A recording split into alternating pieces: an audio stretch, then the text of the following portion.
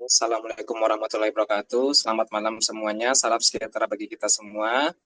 Kembali lagi dengan saya Zaki Ananda Putra sebagai moderator dan pemateri kita yaitu Ibu Novia Betsy Clarissa untuk hari D3 ini dan pembawaan terakhir dari Ibu Novia Betsy Clarissa. Kepada Ibu Novia disilakan.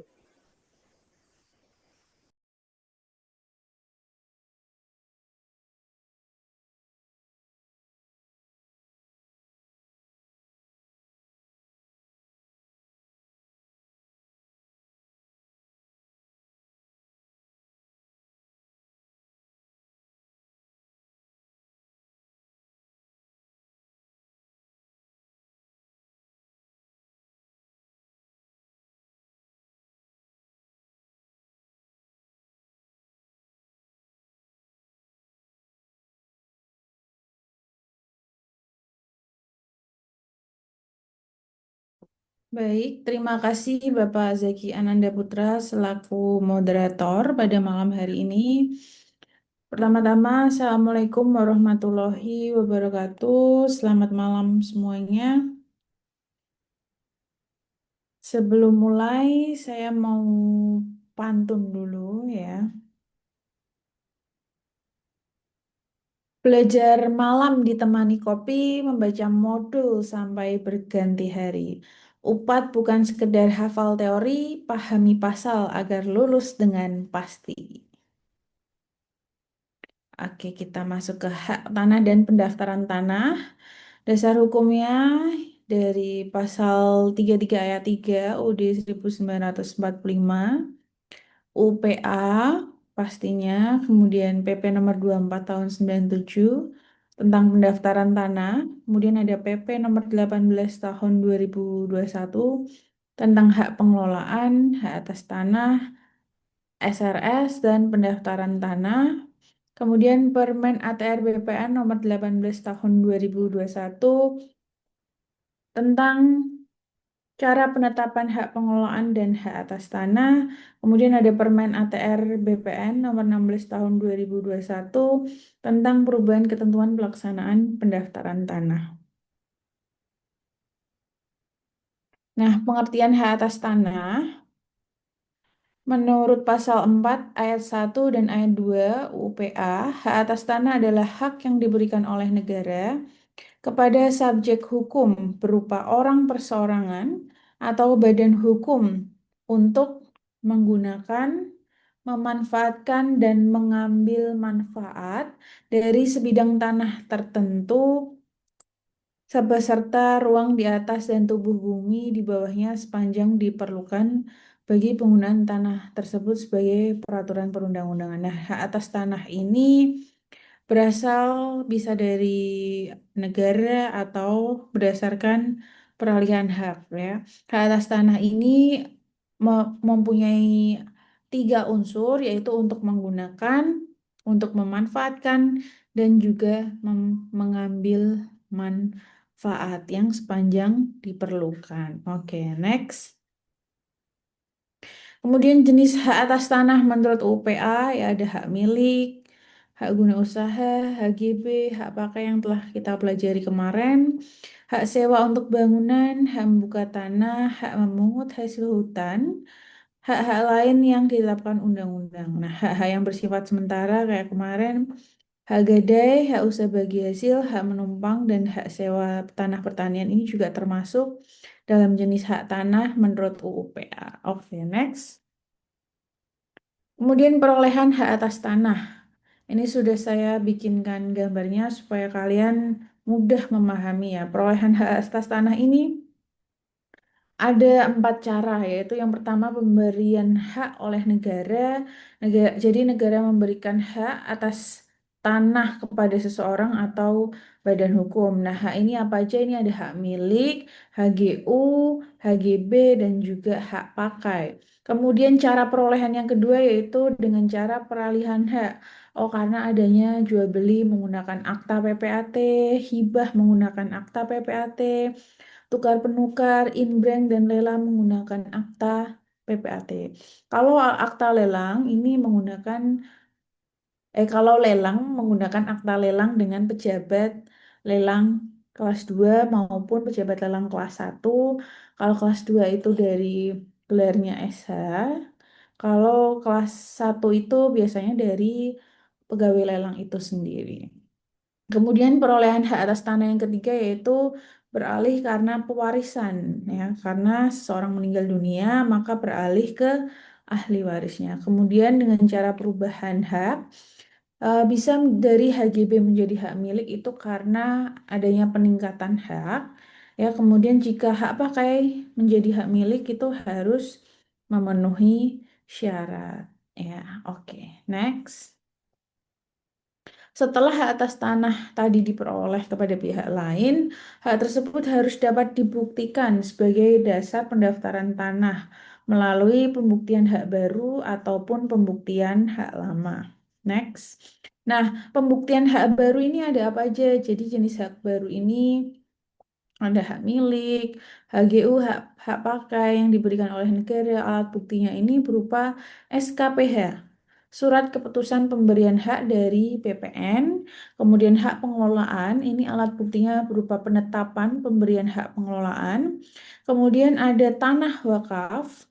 Ya, pelajari secara mendalam mengenai tanah wakaf ini ada akta ikrar wakaf atau akta pengganti akta ikrar wakaf. Kemudian ada HMSRS, itu dari alat buktinya dari alat pemisahan, akta pemisahan. Kemudian hak tanggungan alat buktinya tentu saja APHT. Ingat APHT kepanjangannya pemberian, bukan pembebanan ya. Kemudian hak atas tanah yang berasal dari peralihan hak. Nah, ini biasanya dari risalah lelang. Oke, next. Alas hak sebagai bukti kepemilikan tanah yang belum terdaftar. Nah, apabila kemarin ya, masih lanjut kemarin kita jalan-jalan sore, kemudian kita melihat ada tanah kok tidak ada yang menempati, tidak ada yang memiliki, kemudian kita menduduki tanah tersebut, membangun tanah tersebut selama 20 tahun, dan akhirnya bisa memajukan sertifikat tersebut. Nah, alat pembuktiannya apa nih? Jadi harus ada alat bukti tertulis. Ya, contohnya girik, letter C, akta jual beli lama, dan lain sebagainya. Kemudian alat bukti yang kedua yaitu keterangan saksi. Ya, dari kepala desa, tetangga berbatasan, tokoh masyarakat ini contohnya mungkin yang sering azan di masjid ya. Kemudian ada pernyataan pemohon bahwa pemohon ini dilakukan secara terus-menerus penempatannya secara fisik ya, adanya penguasaan tanah, tidak sengketa, dan penguasaan fisik ini harus lebih dari 20 tahun. Dikuasai secara nyata dengan itikat baik dan juga tidak pernah disengketakan ya. Kemudian kita bisa next. Nah, alat bukti tertulisnya ini apa? Ada surat bukti hak milik, terus hak ekonom tuh sama ya, bukti hak milik ya. Kemudian ada girik, terus PBB, pembayaran PBB, akta akta pemindahan hak di bawah tangan, akta PPAT ya, putusan pengadilan, surat keterangan riwayat tanah, kalau sekarang namanya SKPT ya, dan dokumen penguasaan tanah lainnya. Oke, next. Nah, keterangan saksi. Keterangan saksi ini siapa? Bisa kepala desa, bisa tetangga yang berbatasan, bisa tokoh masyarakat, atau ahli waris yang mengetahui penguasaan tanah secara turun-temurun. Next. Nah, pernyataan pemohon, kita harus bikin pernyataan di bawah materai bahwa kita benar menguasai fisik bidang tanah, menguasai tanah tersebut secara terus-menerus, dan tidak pernah terjadi sengketa. Alat bukti lainnya, misalnya dikuasai secara nyata, dikuasai secara fisik secara 20 tahun terus-menerus atau lebih ya dengan etikat baik, tidak pernah sengketakan ya. Misalnya seorang menguasai dan menggarap tanah sejak tahun 1995, membayar PBB, dikenal masyarakat sebagai pemilik tanah dan tidak pernah ada sengketa. Next. Nah, pembuktian hak lama itu tadi ada bukti tertulis yang lengkap, Ada girik, letter C, petok D, verponding, akta jual beli lama, risalah lelang. Kemudian ada bukti tertulis tidak lengkap, artinya cuma punya PBB, ya, maka harus diperkuat dengan surat pernyataan pemohon, keterangan kepala desa atau lurah, dan minimal 2 orang saksi. Contohnya, Pak Budi hanya memiliki kwitansi jual beli dan bukti pembayaran PBB. Untuk pendaftaran tanah, bukti tersebut diperkuat dengan surat pernyataan dan keterangan saksi. Nah, apabila tidak memiliki bukti secara tertulis, maka pembuktiannya melalui penguasaan fisik tanah lebih dari 20 tahun dengan itikat baik, tidak pernah disengketakan, diakui masyarakat sekitar, dan keterangan kepala desa atau lurah minimal 2 orang saksi. Contohnya, Pak Slamet menguasai tanah sejak tahun 1985 tanpa dokumen apapun, karena dikuasai terus-menerus, tidak sengketa, dan dibenarkan oleh kepala desa, serta saksi hanya dapat dibuktikan sesuai dengan pasal 24 ayat 2 ya. Jadi apabila ingin mengajukan pembuktian hak lama, dicek dulu buktinya lengkap nggak.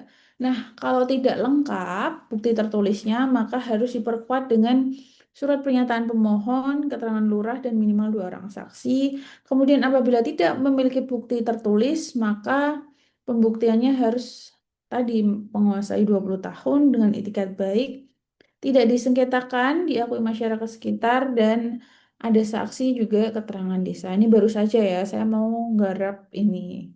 Semoga bisa lolos ya. Oke, next.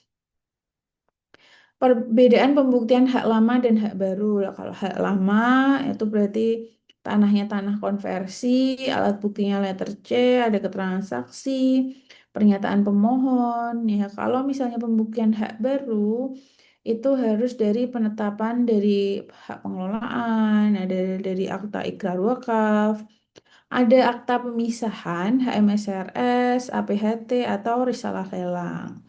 Hmm. Hak lama dibuktikan dengan alat bukti tertulis, keterangan saksi, pernyataan pemohon, atau penguasaan fisik lebih dari 24 tahun, 20 tahun.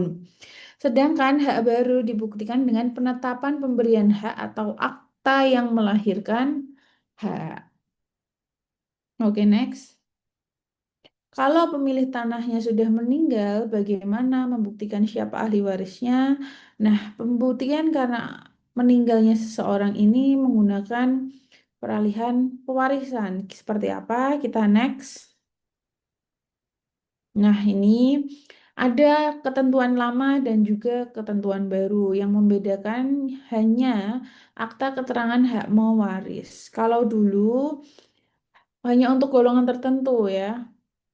Sebelumnya masih membedakan bentuk bukti waris berdasarkan golongan penduduk WNI asli, Tionghoa, Timur Asing. Nah, kalau sekarang lebih sederhana dan tidak lagi menonjolkan pengelompokan berdasarkan keturunan tertentu. Jadi bisa dari notaris. Nah, dokumen yang menjadi bukti ahli waris ini apa aja? Ada wasiat pewaris, putusan pengadilan, penetapan hakim, surat pernyataan ahli waris, akta keterangan hak mewaris dari notaris, dan surat keterangan waris dari Balai Harta Peninggalan.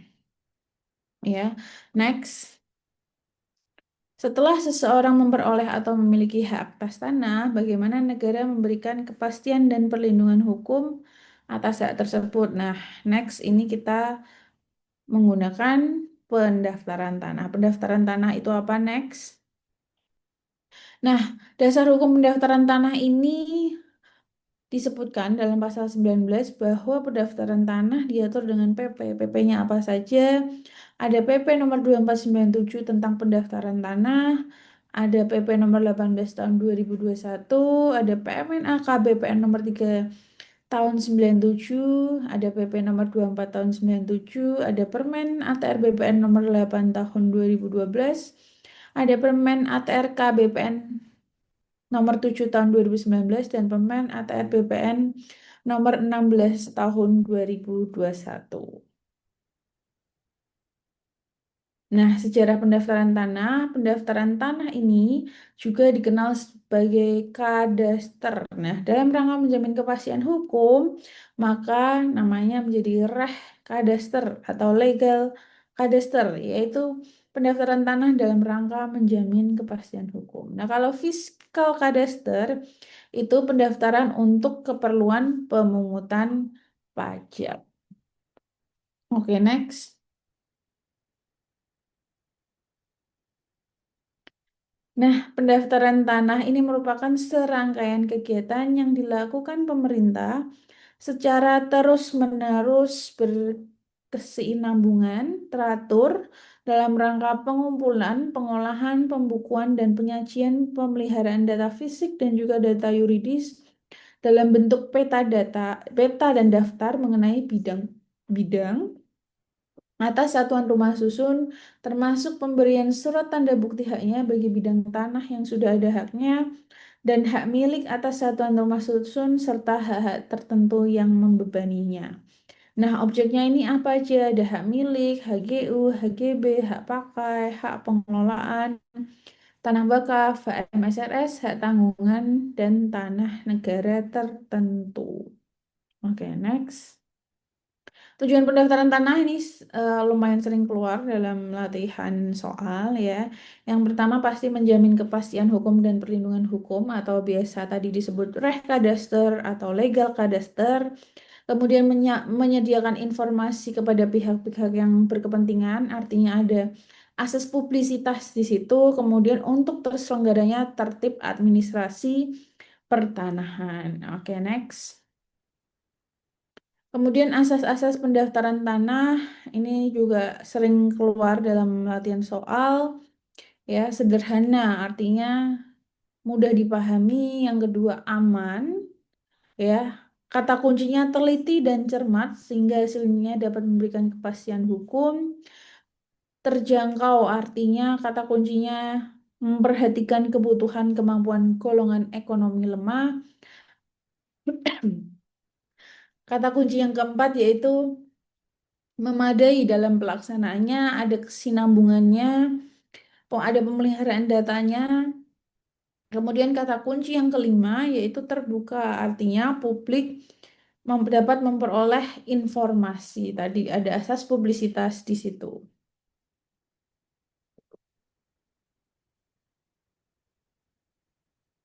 Sistem pendaftaran tanah ada dua cara, yaitu dengan pendaftaran akta. Jika pendaftaran akta berarti yang didaftarkan berarti akta PPAT. Ada pejabatnya, didaftar dalam register akta, dan tanda bukti hak adalah akta dan surat ukur. Cara pendaftaran yang kedua yaitu pendaftaran hak, jadi yang didaftar adalah haknya, pejabat yang aktif adalah BPN-nya, dan didaftar dalam register buku tanah. Tanda buktinya adalah sertifikat. Next. Sistem publikasi pendaftaran tanah ada sistem publikasi positif dan juga sistem publikasi negatif. Nah, yang dipakai Indonesia yaitu sistem publikasi negatif dengan unsur positif. Nah, ini ada asas yang kemarin saya keluar ya dalam ujian PPAT, yaitu asas nemo plus juris transfer postes quam ipse habeo, yang artinya tidak seorang pun dapat mengalihkan atau memberikan sesuatu kepada orang lain yang melebihi hak yang dimilikinya. Ya. Next.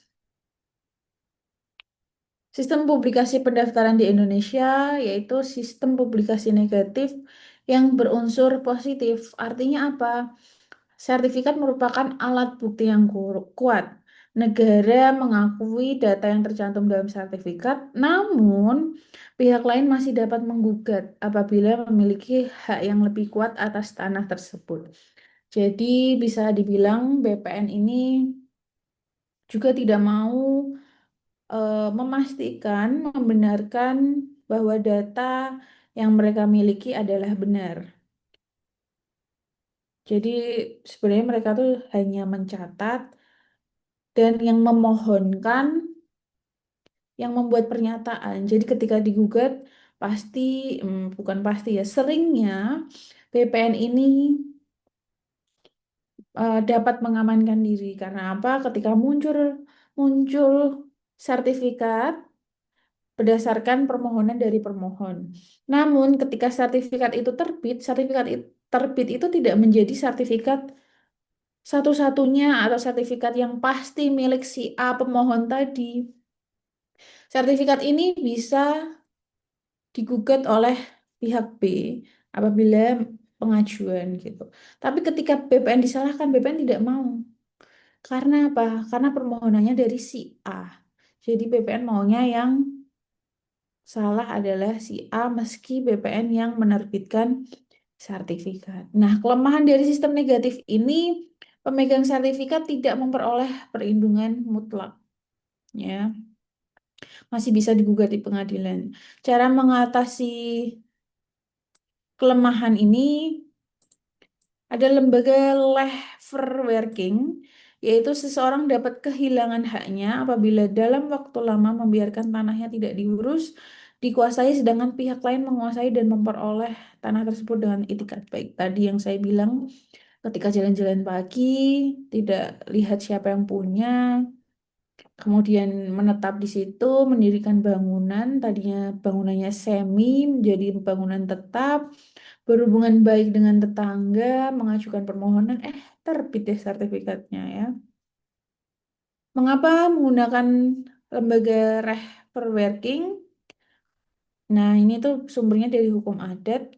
Hak lama dianggap hapus karena pemilik membiarkan haknya terlalu lama. Nggak boleh ya. Nggak boleh membiarkan terlalu lama, nanti diambil yang lain ya. Negara aja nggak ngebolehin ya. Apalagi kalian ya. Kesimpulannya, Indonesia menggunakan sistem publikasi negatif berunsur positif. Sertifikat adalah alat bukti yang kuat tapi tidak mutlak. Ya, lembaganya namanya Rechtverwerking yang berasal dari hukum adat. Next, penyelenggaraan dan pelaksanaan pendaftaran tanah. Penyelenggaranya yaitu Kementerian ATR BPN, ini lumayan sering keluar ya dalam soal. Pelaksananya Kepala Kantor Pertanahan yang dibantu PPAT dan pejabat lain ya. Oke, next.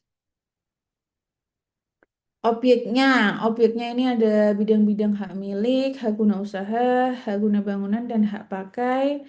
Tanahnya hak pengelolaan, tanah wakaf, hak MSRS, hak tanggungan, dan tanah negara.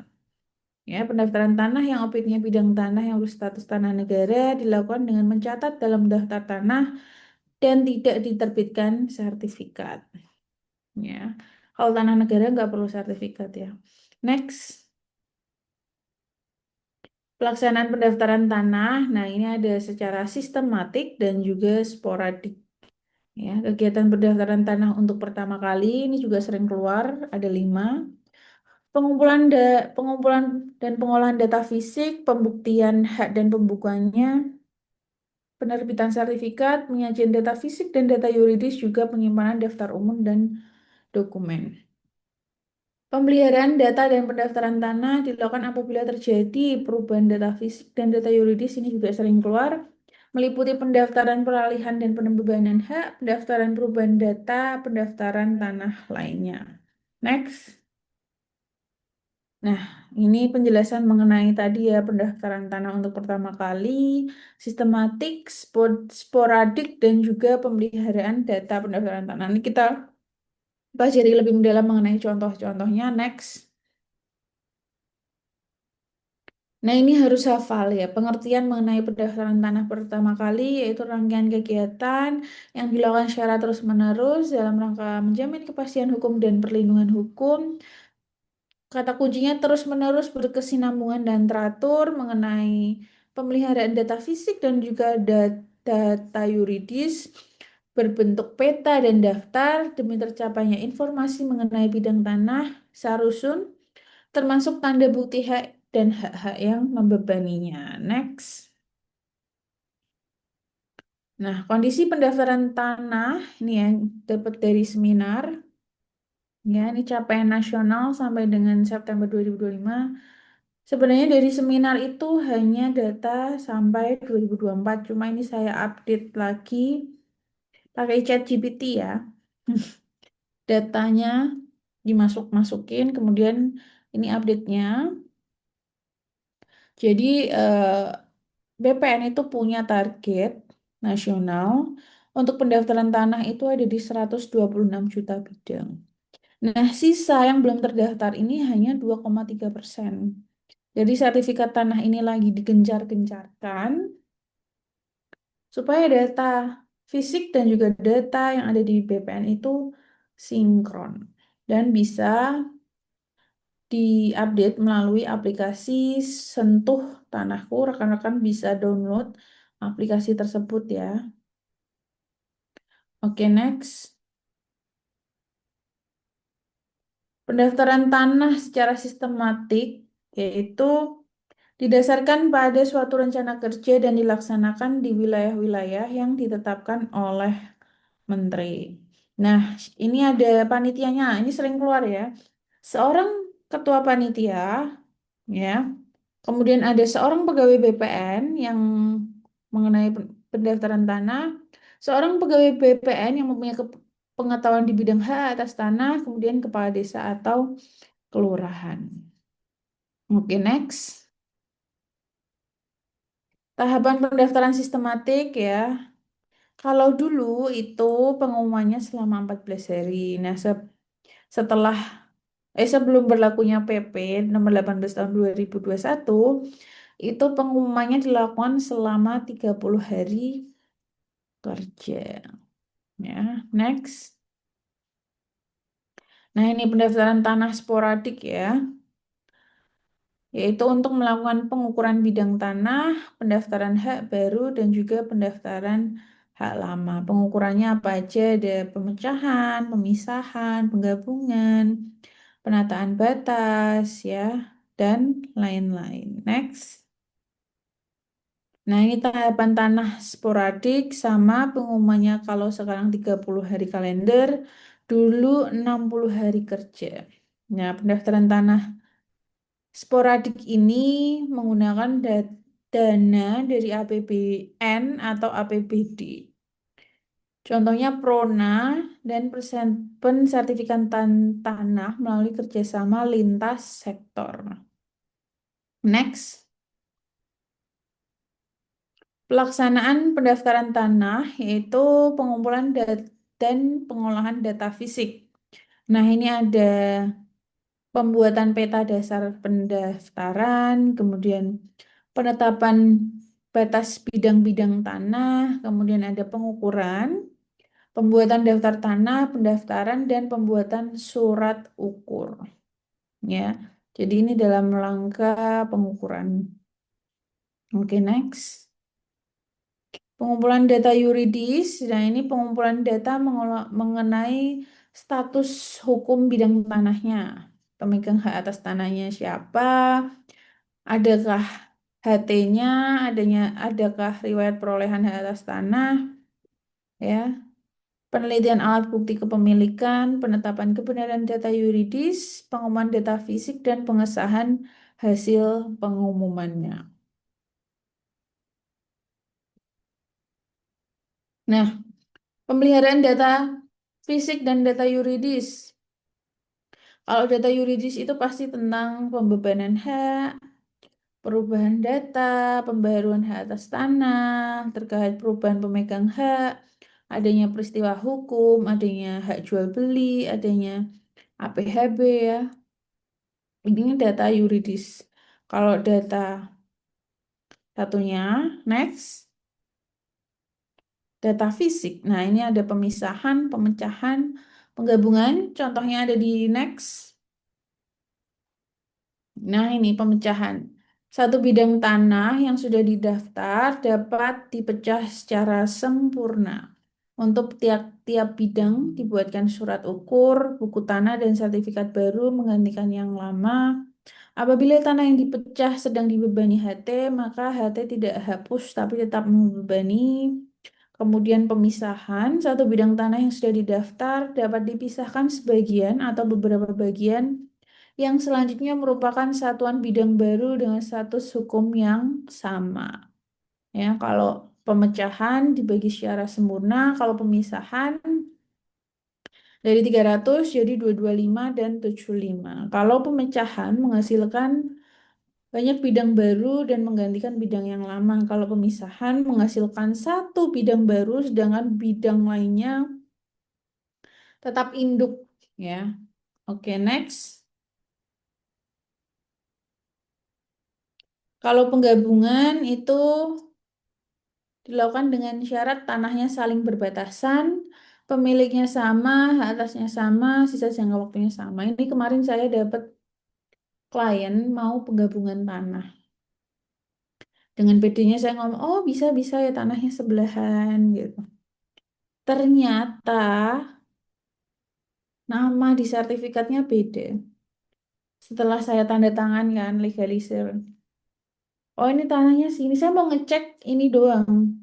Gambaran bidang tanahnya yang di belakang. Kalau benar-benar sejajar gitu loh. Memang nomor HM-nya tuh selisih satu. Jadi 435 dan 434. Ya, pastikan sebelahan. Satu, pastikan sebelahan ya kalau dengar nomornya pas dicek. Loh, ini kok namanya beda, Mbak? Langsung saya telepon lainnya, Mbak, mohon maaf, ini ternyata sertifikat satunya namanya beda, harus dibalik nama dulu. Dan delalahnya juga punya bapaknya udah meninggal, jadi harus diwaris dulu. Ada proses waris lagi, nggak langsung gabung lagi, PR lagi, tapi nggak apa-apa. Cuan lagi ya kan. Ambil positifnya aja. Oke, next. Pemasangan tanda batas. Nah, pemasangan tanda batas ini eh, anehnya yang masang tanda batas tuh kita. Jadi misal mau melakukan ukur nih, melakukan ukur ketika patok tanda batas ini belum dipasang, BPN itu nggak mau, masih langsung pulang. Pak, ini dipasang dulu tanda batasnya. Loh, Pak, saya kan nggak tahu batas-batasnya di mana. Nah, itu kata BPN, ya harusnya si pemilik tanah yang tahu batasnya di mana. Lah kan BPN punya data di data BPN gimana? Data BPN tidak bisa Pak, harus secara fisik. Nah, jadi batas-batas tanah ini berdasarkan batas-batas yang menurut kenyataannya. Nah, kalau misal pas pemasangan tanda batas tetangganya nggak terima juga, misal ada yang bilang di sini, tetangganya bilang di sana, tidak ketemu, maka BPN juga nggak mau ukur sampai memperoleh kesepakatan ya. Jadi kalau misal kalian mengukur tanah, udah tahu jelas tetangganya nggak setuju, tetangganya nggak usah dihadirin ya. Karena nanti BPN-nya pulang, nggak mau ikut ribut-ribut gitu. Tapi harusnya kesepakatan dulu sih maksudnya biar clear gimana sama tetangga karena kita juga butuh KTP tetangga. Dan juga butuh dia sebagai saksi gitu. Jadi nggak bisa kalau misal karena kalau kita diem-diem pun tetangganya akan tahu dari tetangga lainnya, ya kan? Oke, next. Pemasangan tanda batas ya ini ada yang luasnya kurang dari 10 HA dan ada yang luasnya lebih dari 10 HA. Pada saat ini rekan-rekan bisa baca ya, ini saya mau cerita. Pada saat saya mau ukur di sebelah tanah saya juga lagi ukur kan. Nah, itu saya ini patoknya saya pakai yang resmi dari BPN. Memang harganya lebih mahal daripada patok yang lain, tapi nggak apa-apa lah. Dan harus lebih effort juga ya. Patoknya dari BPN kan berat dan harus digali dulu ya kan. Harus digali dulu, tapi demi kelancaran dan demi petugas ukurnya nggak pulang, nggak mau ukur, dijadwalkan ulang, padahal proses ukur itu kan nunggunya lama minta ampun kan. Di sebelah tanah saya dengan PD-nya,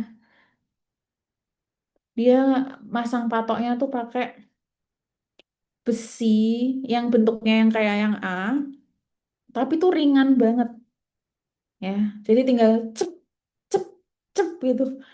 Sini gali loh susah-susah, sana tinggal cep cep di tanah, delelah kan tanah semua ya. Terus begitu mau ngukur, petugas ukurnya nendang pakai kaki kan. Ini apa batasnya gini kan, misal kelihatan nggak? Enggak mau kelihatan aja. Batasnya gini kan, terus gini ditendang sama petugas ukurnya. Miring. Miring ini tanda batasnya. Tugas ukurnya nggak mau ngukur, dijadwalkan ulang. Aku gini, ya Allah, alhamdulillah saya harus gali dulu, effort. Patoknya berat, meskipun bukan saya yang gali ya, tapi kan melihatnya kan effort ya. Sana dengan santainya nggak ada setengah jam udah selesai. Kita setengah jam aja belum tentu selesai ya. Sana tinggal cep cep cep cep. Enak banget. Tapi ternyata harus sesuai dengan ini ya, rekan-rekan, sesuai dengan ketentuan pendaftaran tanah. Oke, next. Yang pendaftaran peralihan hak, ini bisa peralih karena pewarisan, karena hukum, juga bisa karena perbuatan hukum ya. Tadi syarat pendaftaran peralihannya haknya ada sertifikat asli, akta PPAT, KTP para pihak, KK, NPWP, bukti BPHTB, PPH ya, menggunakan akta juga. Ya, oke, next. Nah, ini PTSL. PTSL ini kegiatan pendaftaran tanah pertama kali yang dilakukan secara serentak bagi semua objek pendaftaran tanah di wilayah Indonesia. Kuncinya dari PTSL yaitu dilakukan secara serentak dan lengkap dalam rangka asas publisitas selama 14 hari mencakup seluruh bidang tanah dalam satu desa atau kelurahan dalam rangka mendukung percepatan kepastian hukum dan penerbitan sertifikat tidak terhambat oleh BPHTB yang masih terutang. Oke, next. Ada perbedaan Prona dan Larasita ini terkenal pada zamannya. Kalau Prona ini pensertifikatan tanah secara massal, kalau Larasita ini petugas BPN berjalan jadi dulu tuh pakai bis gitu. Ya.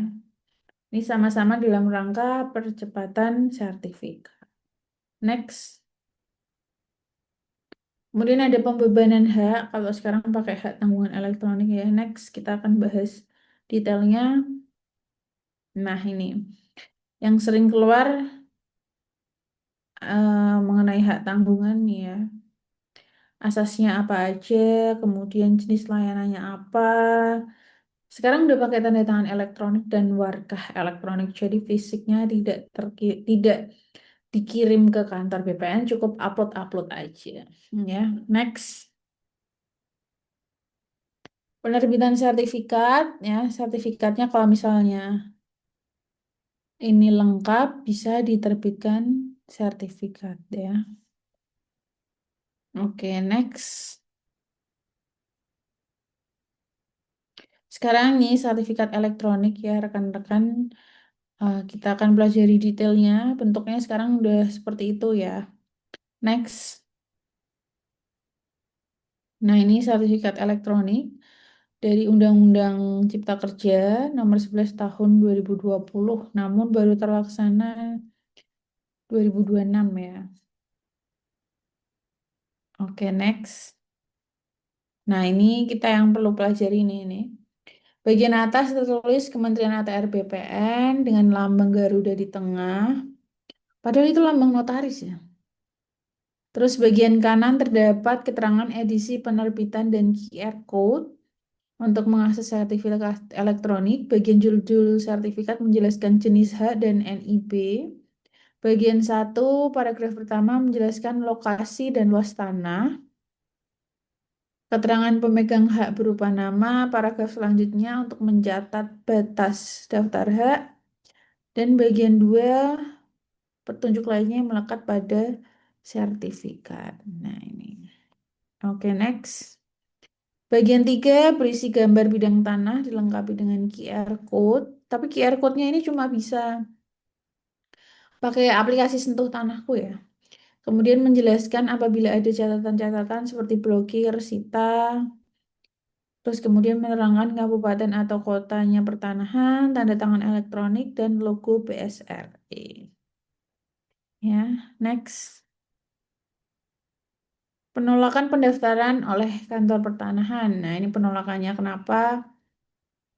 Sertifikat atau surat keterangan tentang keadaan hak atas tanah tidak sesuai lagi dengan daftar yang ada di kantor pertanahan. Ya, kayak tadi saya ngecek HM sekian tertulis punyanya si klien seharusnya, tapi di datanya BPN ternyata punya orang lain. Jadi BPN menolak. Perbuatan hukum tidak dibuktikan dengan akta PPAT juga nggak bisa. Kemudian ada dokumen yang diperlukan untuk pendaftaran peralihan tidak lengkap. Kurang PBB 2026 aja nggak mau. PBB-nya 2025 nggak mau dia. Tidak dipenuhi syarat lain yang ditentukan dalam peraturan perundang-undangan. Tanah yang bersangkutan merupakan objek sengketa di pengadilan. Hasil ceknya kelihatan ya. Perbuatan hukum yang dibuktikan dengan akta PPAT batal atau dibatalkan oleh keputusan pengadilan. Perbuatan hukum dibatalkan oleh para pihak sebelum didaftar. Next. Kemudian ada penerbitan sertifikat pengganti, ini bisa hilang, rusak, masih menggunakan belangko yang tidak digunakan lagi, tidak diserahkan kepada pembeli lelang dalam suatu lelang eksekusi.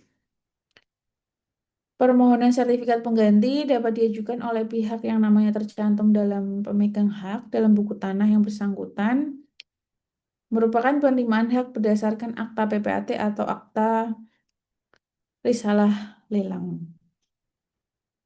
Ya, prosedurnya seperti biasa, pernyataan di bawah sumpah, kemudian pengumuman di koran, lumayan mahal ya ini. Terus kemudian dalam 30 hari tidak ada yang mengajukan keberatan, maka sertifikatnya terbit. Kemudian ada blokir dan sita.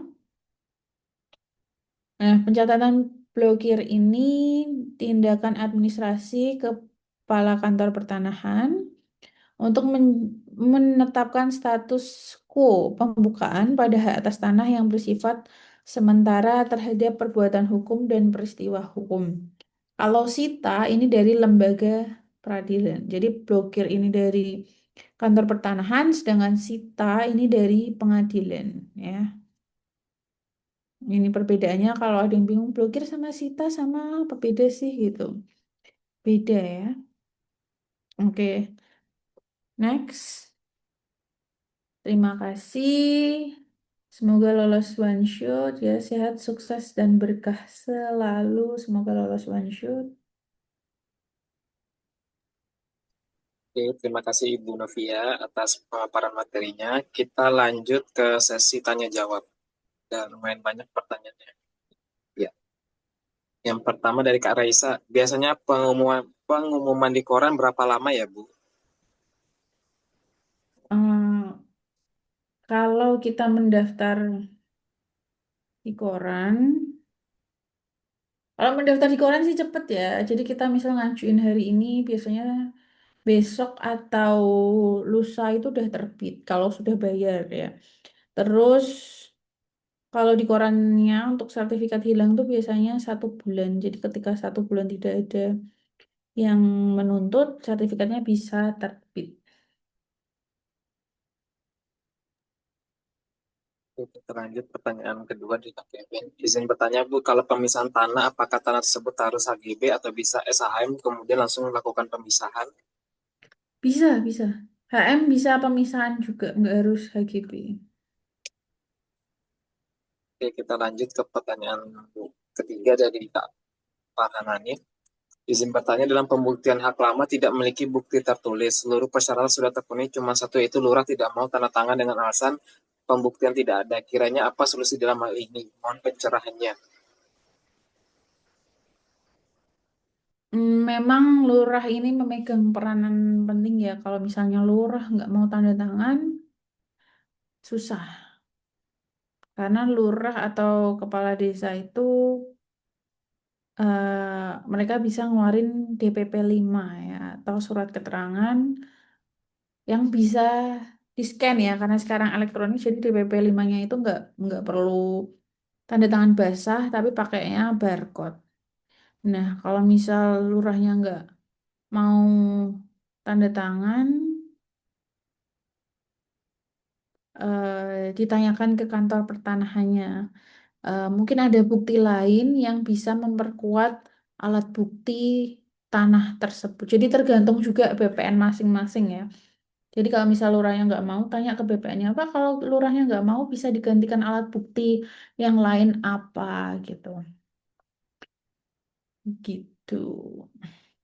Terima kasih jawaban Ibu. Ya, apakah ada pertanyaan selanjutnya rekan-rekan? Nah, ini dari Kak Redi Paran Pareza, Bu. Izin bertanya, Bu.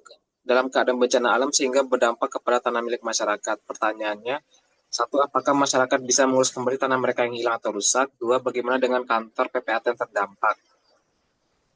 Oke.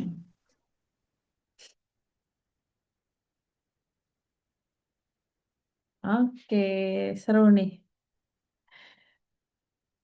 Oke, jadi apabila bencana alam, masyarakat bisa mengurus kembali tanah mereka yang hilang atau rusak. Bisa. Asal ada fotokopi sertifikatnya. Ya, jadi bisa penerbitan sertifikat ulang. Kalau kantor PPAT-nya yang terdampak, ya terpaksa juga kantor PPAT-nya juga menerbitkan sertifikat ulang tersebut. Makanya pentingnya penyimpanan data di kantor PPAT ya, gitu.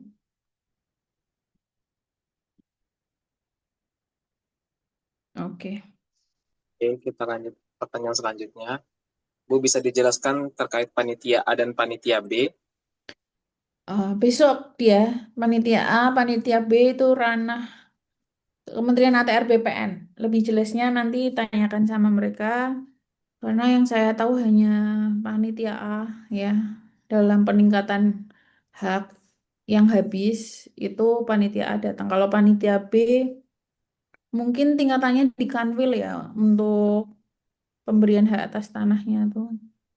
Besok lebih detailnya tanya ke Kementerian ATR BPN ya. Besok kan ada analis pertanahan. Ini lanjut, Ibu, pertanyaan dari Kak Abdul. Jika penandatanganan AJB sudah selesai, namun si pembeli tidak menindaklanjutinya sehingga jangka waktu habis, yang menjadi masalah si penjual meninggal dunia. Mohon solusinya, Ibu. Kalau penandatanganan AJB sudah selesai, pembeli tidak mau menindaklanjuti. Jadi mereka berdua bikin surat pernyataan bahwa prosesnya hanya sampai dengan akta jual beli, tidak dengan proses peralihan haknya. Harus ada tanda tangannya. Jadi ketika jangka waktunya habis, bukan permasalahan dari si notaris atau PPAT. Jadi bukan tanggung jawab mereka lagi, dikembalikan. Pun sertifikatnya ikut dikembalikan ya, karena mereka hanya ingin proses AJB saja gitu.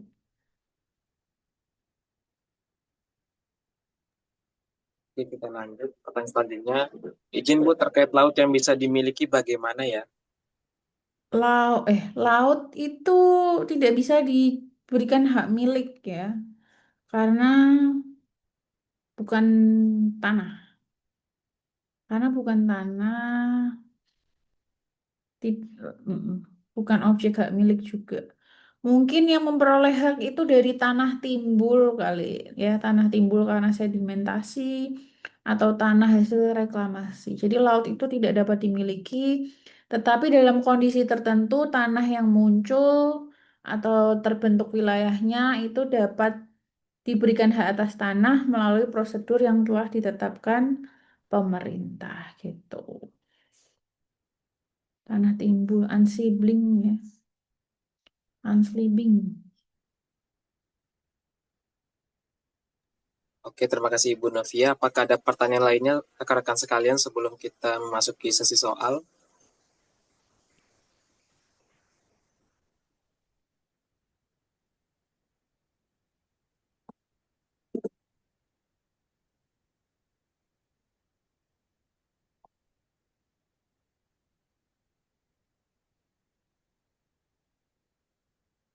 Sepertinya belum ada Ibu Novia. Nanti kita sudah bisa masuk ke sesi soal ya Ibu Novia ya. Boleh. Oke, seperti biasa saya bacakan untuk soalnya. Soal pertama, apa salah satu tujuan pendaftaran tanah tersebut? A. Untuk memberikan kepastian hukum dan perlindungan kepada pemegang hak atas suatu bidang tanah, satuan rumah susun, dan hak-hak lain yang terdaftar agar dengan mudah dapat membuktikan dirinya sebagai pemegang hak yang bersangkutan. B. Menjaga fungsi sosial tanah. C. Menjadikan hak kolonial lama terkonversi menjadi hak baru. D. Untuk mendapatkan hak-hak atas tanah. Pada jawab A, Ibu Novia, betul? Ya, betul. Jawabannya A. Jawabannya paling panjang sendiri ya. Kita lanjut nomor 2. Apa yang menjadi azas pendaftaran tanah? A. Sederhana, aman, terjangkau, mutakhir, dan terbuka. B. Sederhana, aman, terjangkau, mutakhir, dan praktis. C. Sederhana, aman, mutakhir, dan terjangkau. D. Salah semua. Pada jawab A, Ibu Novia, betul? Betul, yang A. Yang nomor 3. Apa yang menjadi pengertian data fisik tersebut? A. Keterangan mengenai letak, batas, dan luas bidang tanah dan satuan rumah susun yang terdaftar, termasuk keterangan mengenai adanya bangunan atau bagian bangunan di atasnya. B. Keterangan yang menyangkut mengenai status hukum bidang tanah dan satuan rumah susun yang terdaftar bagi pemegang haknya dan hak pihak lain serta beban-beban lain yang membebaninya. C. Keterangan mengenai letak, batas, dan luas bidang tanah yang diperuntukkan bagi pendaftaran hak untuk pertama kalinya dalam rangkaian proses pendaftaran tanah. D. Keterangan yang menyangkut mengenai status hukum bidang tanah dan satuan rumah susun yang terdaftar dalam rangkaian pendaftaran tanah untuk pertama kali serta pelaksanaan pembaruan haknya. Pada jawab A, Ibu Novia. Betul, jawabannya A. Nomor 3. Oke, kita lanjut. Nomor 4. Pendaftaran tanah yang sangat dibutuhkan data yuridis dalam mendukung terpenuhnya data fisik. Apa yang dimaksud dengan data yuridis tersebut? A. Keterangan yang menyangkut mengenai status hukum bidang tanah dan satuan rumah susun yang terdaftar dalam rangkaian pendaftaran tanah untuk pertama kali serta pelaksanaannya pembaruan halnya. B. Keterangan mengenai letak, batas, dan luas bidang tanah yang diperuntukkan bagi pendaftaran hak untuk pertama kalinya dalam rangkaian proses pendaftaran tanah. C. Keterangan yang menyangkut mengenai status hukum bidang tanah dan satuan rumah susun yang terdaftar bagi pemegang haknya dan hak pihak lain serta beban-beban lain yang membebaninya. D. Keterangan mengenai letak, batas, dan luas bidang tanah dan satuan rumah susun yang terdaftar, termasuk keterangan mengenai adanya bangunan atau bagian bangunan di atasnya. Pada jawab C, Ibu Novia.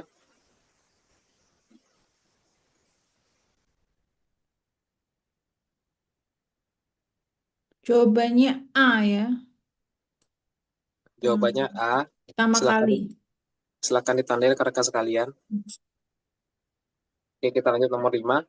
Pelaksanaan pendaftaran tanah yang meliputi kegiatan pendaftaran tanah untuk pertama kali dan pemeliharaan data pendaftaran tanah yang sudah dibukukan dan disajikan. Pendaftaran tanah untuk pertama kali dilakukan secara A. Pendaftaran tanah secara sporadik saja. B. Pendaftaran tanah secara sistematik. C. Pendaftaran tanah secara sporadik dan sistematik. D. Pendaftaran tanah secara sistematik, sporadik dan sistematik dilanjutkan dengan kegiatan pemeliharaan data pendaftaran tanah. Pada jawab C, Ibu Novia, betul? Betul, jawabannya C. Oke, kita lanjut nomor 6. Salah satu tujuan pendaftaran tanah tersebut adalah untuk memberikan jaminan kepastian hukum dan perlindungan hukum. Apa yang dimaksud dengan hal tersebut? A. Memberikan kepastian dan perlindungan hukum bagi pemegang haknya. B. Memberikan kepastian dan perlindungan hukum bagi pihak ketiga. C. Memberikan kepastian hukum bagi negara dan bangsa. D. Memberikan kepastian hukum bagi semua pihak. Pada jawab A, Ibu Novia, betul? Betul, jawabannya A.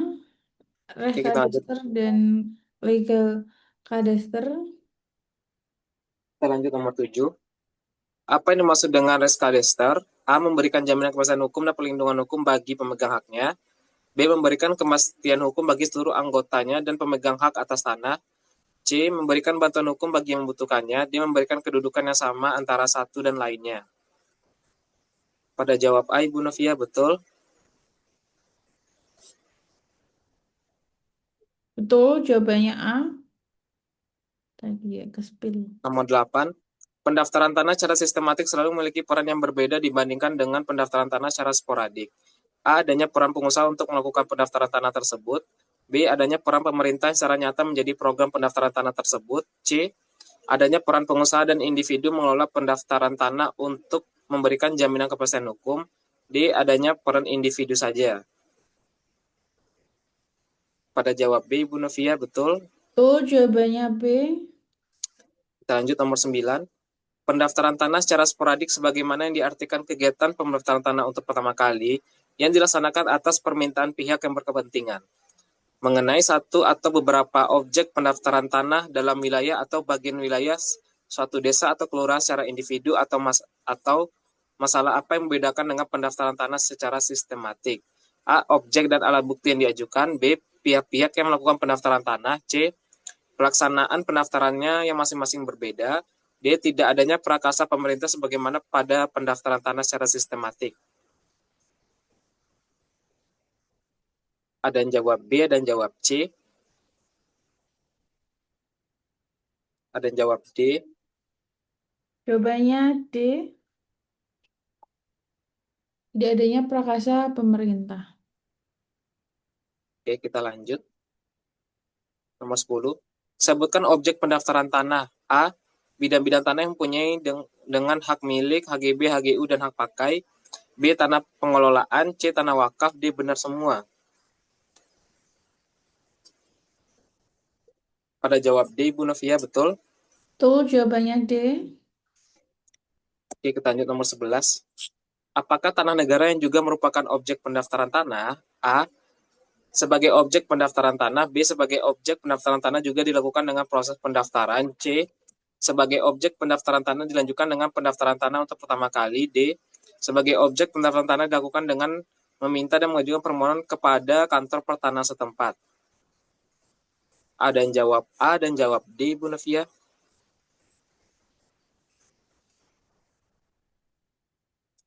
Jawabannya C. Sebagai objek pendaftaran tanah, dilanjutkan pendaftaran tanah pertama kali. Oke, jawabannya C, bisa ditandai rekan-rekan sekalian. Kita lanjut nomor 12. Siapa yang penyelenggara pendaftaran tanah yang saudara ketahui? A. Kantor pertanahan setempat. B. Badan Pertanahan Nasional. C. Kantor pertanahan bersama dengan kantor kelurahan setempat. D. Badan Pertanahan bersama instansi terkait lainnya.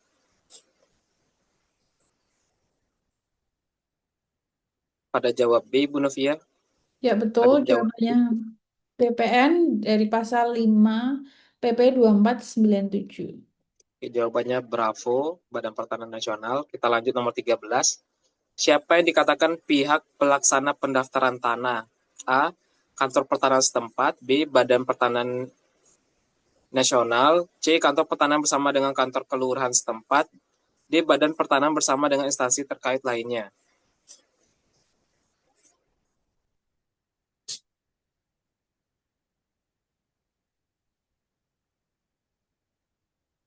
Kak Reisa jawab B. Kak Romasni jawab C.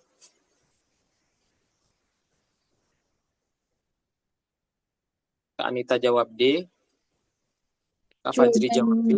jawabannya A, pasal 6 ayat 1 PP 2497. Oke, jawabannya A, alfa. Oke, kita lanjut nomor 14. Dalam melaksanakan tugas pendaftaran tanah, Kepala Kantor Pertanahan dalam mengumpulkan data fisik dan data yuridis dalam rangka kegiatan pendaftaran tanah untuk pertama kali melalui secara sistematik dibantu oleh A. Panitia pendaftaran tanah di setiap kantor pertanahan. B. Panitia pengumpulan data fisik dan data yuridis. C. Panitia adjudikasi yang dibentuk Kepala Kantor Pertanahan. D. Panitia pemeliharaan data. Kak Menida jawab B. Kak Reza jawab D. Kak Farhan jawab C. Kak Natali jawab A. Jawabannya C, panitia adjudikasi yang dibentuk Kepala Kantor Pertanahan. Pasal 8 ayat 1 PP 2497. Oke, nomor 15. Apa tugas pejabat pembuat akta ikrar wakaf? A. Membantu pelaksana pembuatan akta ikrar wakaf. B. Membantu pelaksana pembuatan akta ikrar wakaf serta dalam rangka pendaftaran tanah wakaf. C. Membantu petugas kantor pertanahan untuk mendaftarkan tanah wakaf tersebut. D. Membantu mendaftarkan saja untuk peralihan tanah wakaf. Pada jawab B, Bu Novia. Ya, betul. Jawabannya B, pasal 37 ayat 1 PP 2497. Oke, kita lanjut nomor 16. Sejauh mana orang boleh mempercayai kebenaran data fisik dan data yuridis yang disajikan dalam dan sejauh mana orang akan dilindungi oleh hukum apabila pengadaan perbuatan hukum berdasarkan data tersebut yang kemudian tidak benar? A. Sistem publikasinya. B. Sistem pendaftaran tanahnya. C. Sistem pendaftaran haknya. D. Salah semua.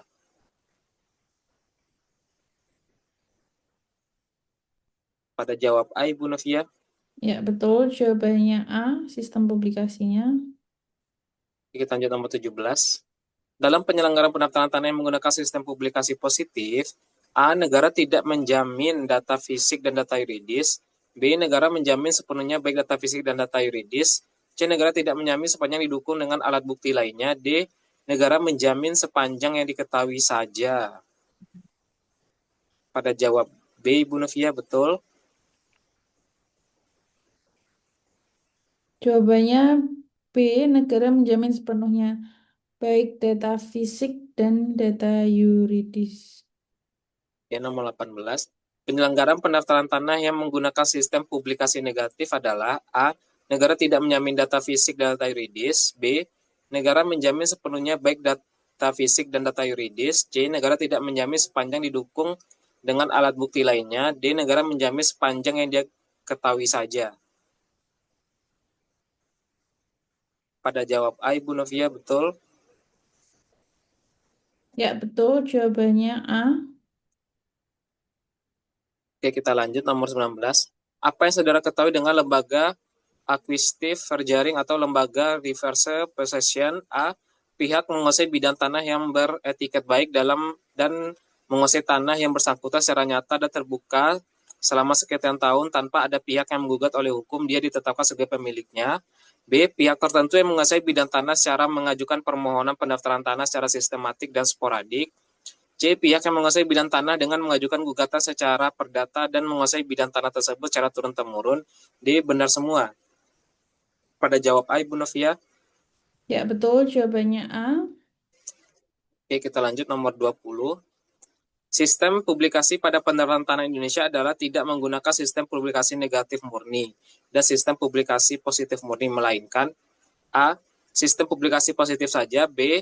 Sistem publikasi negatif saja. C. Sistem publikasi negatif dan bersamaan dengan sistem pendaftaran hak lainnya. D. Sistem publikasi negatif yang mengandung unsur-unsur positif.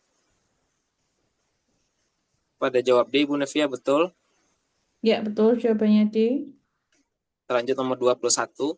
Kegiatan pengumpulan data fisik meliputi penetapan batas, pengukuran, dan pemetaan tanah yang bersangkutan yang diatur pada ketentuan pasal 17, 18, 19, dan 20 PP 24 tahun 1997. Penetapan batas tanah yang sudah ada haknya dan akan didaftarkan untuk pertama kali dilakukan apa yang disebut A. Perjanjian utama. B.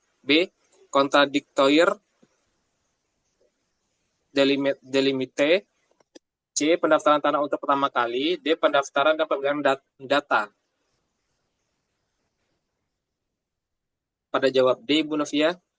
Jawabannya B, kontradiktor delimitasi. Jadi kontradiktor delimitasi ini terkait penetapan batas pengukurannya. Jadi kalau bahasa kerennya, yuk, yuk, yuk Mas kita kontradiktor delimitasi. Apa kuwi Mbak? Ngukur tanah gitu. Kontradiktor delimitasi.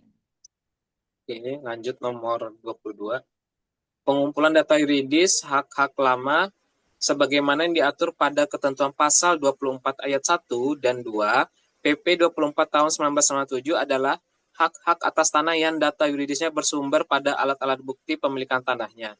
Sedangkan yang diatur pada 24 ayat 2 mengenai data yuridis yang bersumber dari alat-alat bukti penguasaan tanah yang akan didaftar. Alat bukti sebagaimana yang dimaksud ada pada ketentuan pasal 24 ayat 1 yaitu A.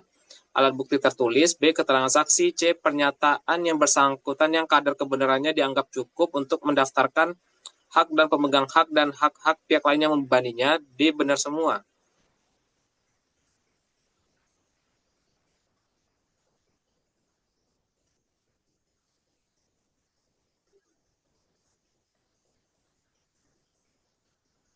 Jawabannya D, benar semua. Oke, jawabannya D. Delta benar semua benar. Nomor 24. Pembuktian hak terdapat pembuktian hak lama lengkap dan pembuktian hak lama tidak lengkap. Jika didapat pembuktian hak lama tidak lengkap, apa yang harus saudara lakukan? A. Apabila pembuktian kepemilikan tidak lengkap, maka membuat bukti baru dan dilengkapi. B. Apabila bukti kepemilikan sebagaimana dimaksud dalam ketentuan tidak lengkap atau tidak ada, maka dapat dilakukan dengan bukti lain, misalnya berkwitansi, pembelian tanah, akta jual beli, atau lainnya. C. Pembayaran BPB PBB dan pernyataan yang bersangkutan. D. Benar semua. Kak Natalie jawab B, Kak Ulan jawab D. Ya, jawabannya D, pasal 24 ayat 2 PP 2497. Oke, jawabannya D, Delta, benar semua. Nomor 23, jawabannya D, semua benar. Nomor terakhir, nomor 25. Secara yuridis tercapainya jaminan kepastian hukum pemilikan tanah jika telah dilakukan pencatatan bidang tanah hak pada A. Daftar tanah, B. Surat tanah, C. Buku tanah, D. Daftar hak. Kak Azura jawab C, Kak Kevin jawab A, Kak Sari jawab C. Tidak lengkap. Ini ada dua ya jawabannya, ada B dan juga C. Itu dasarnya pasal 24 ayat 1 PP 2497. B dan C. Oke, terima kasih rekan-rekan sekalian. Sesi soal telah berakhir. Untuk nomor 23, apabila alat bukti tertulis tidak pernah ada, misalnya tanah yang berasal dari pembukaan hutan, kita lanjut ya Ibu Novia nomor 23. Apabila alat-alat bukti tertulis tidak pernah ada, misalnya tanah yang berasal dari pembukaan hutan ulayat yang penguasanya secara turun-temurun, maka cara pembuktian dengan menggunakan A. Penguasaan fisik tanah dilakukan secara beritikat baik, secara nyata dan terbuka sebagai yang berhak selama 20 tahun atau lebih. B. Penguasaan tersebut tidak ada gugatan dari pihak-pihak lain. C. Ada kesaksian orang-orang yang dipercaya dan tidak keberatan dari pihak-pihak lain. D. Semua benar. D, semua benar. D. Jawabannya D. 24 ayat 2. Oke, rekan-rekan sekalian, sesi soal telah berakhir. Ada pesan dari Ibu Novia. Oke, ini hari terakhir saya ya. Kalau rekan-rekan mau bertanya, boleh tanya di grup atau by Japri boleh. Jangan lupa memperkenalkan nama biar nomornya bisa saya save ya. Mm-mm. Oke, terima kasih Ibu Novia. Jika rekan-rekan ada yang ingin bertanya, bisa melalui grup atau japri ke Ibu Agatha ataupun Ibu Novia. Pasti di save ya Bu? Mm-mm. Oke, terima kasih Ibu Novia. Apakah ada pantun Ibu Novia sebelum penutupan? Oke, pantunnya, matahari senja mulai tenggelam, burung kembali ke sarangnya. Atas tanah jangan hanya dihafal semalam, pahami konsepnya, luluslah upat nantinya. Amin, amin ya robbal alamin. Saya ucapkan terima kasih kepada rekan-rekan sekalian yang telah hadir pada hari ketiga. Dan saya ucapkan terima kasih kepada Ibu Novia Betsy selama 3 hari ini telah memberikan materi untuk batch 3. Untuk besok materinya dibawakan oleh Ibu Dr. Mega Arum dan terakhir dari pihak ATR BPN. Oke, saya Zaki Ananda Putra dan mewakili Ibu Novia Betsy pamit undur diri. Sampai jumpa besok. Wassalamualaikum warahmatullahi wabarakatuh. Waalaikumsalam.